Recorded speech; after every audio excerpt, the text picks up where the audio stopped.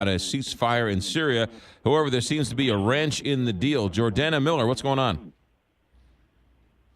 Hi there. Yeah, Israeli Prime Minister Benjamin Netanyahu, in a rare move, really crossed hairs, we could say, in the crossfire with Washington, saying from Paris on a visit that he opposes the ceasefire that was brokered by the U.S. and Russia in Syria. And that's because he says that it still allows Iran and its proxies, Hezbollah, to have a wide presence in Syria. And that's what Israel is very concerned about after the civil war ends. How much territory is Iran going to be able to exert its influence over, including with the arms and with militias, and of course supporting its proxy Hezbollah, which of course regularly attacks Israel. So this is Netanyahu's concern. He feels that the ceasefire really doesn't go far enough. Yeah, this is a hornet's nest, and this hasn't been covered a lot because so many people are fixated on Donald Trump Jr.'s meetings. But this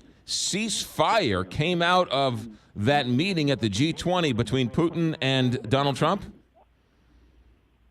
That's right. They negotiated this on the sidelines of the G20, though we know now that it was being talked about for weeks and that the Israelis were looped in.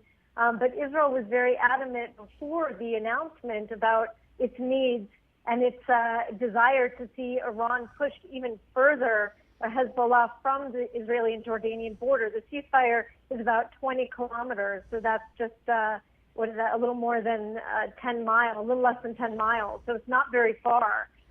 And Netanyahu, even when it was first announced, he said that he initially welcomed it, but he was warning even then that it allowed Iran to have a huge presence still in the country. And the fear is that the temporary presence of Iran and its fighters in the Syrian conflict will end up setting up permanent bases. And some Israeli officials that have been unnamed but leaked in reports here in Israel say that Iran really has a lot of ambitions. They want to put down naval bases and air bases, as well as setting up militias in Syria. So this would really create a very dangerous front for Israel on its northern border with Syria, which we can remember that before the civil war broke out, more than 6 years ago, that was a quiet border for almost 30 years, more than 30 years. Jordana Miller in Jerusalem, what are we to make of Donald Trump coming back from this meeting with the G20, then going to France and meeting with Macron, then Netanyahu, who was buddy-buddy with President Trump, now makes these statements in France as he's meeting with Macron? What are we to make of all that? Right. Well, I think Netanyahu is trying to find a way to make his positions known. And he chose this arena to do it, to tell reporters, that he was opposed to this deal. It is a rare move because the Israelis have been so really nervous about angering the White House. While they considered Trump a much better friend to Israel than President Obama, there's still questions here about his personality, his unpredictability.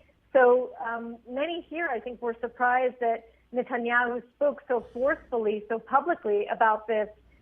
Today, just actually a little while ago, the Russian foreign minister, Sergei Lavrov, came out and said Russia will consider Israel's interests.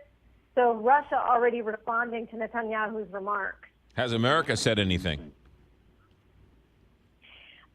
Not that I am aware of. The last I checked, there was still nothing from the White House on this.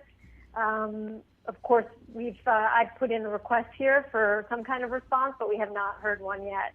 Jordana Miller live in Jerusalem on an interesting development with this ceasefire in Syria. Thanks for your time, Jordana.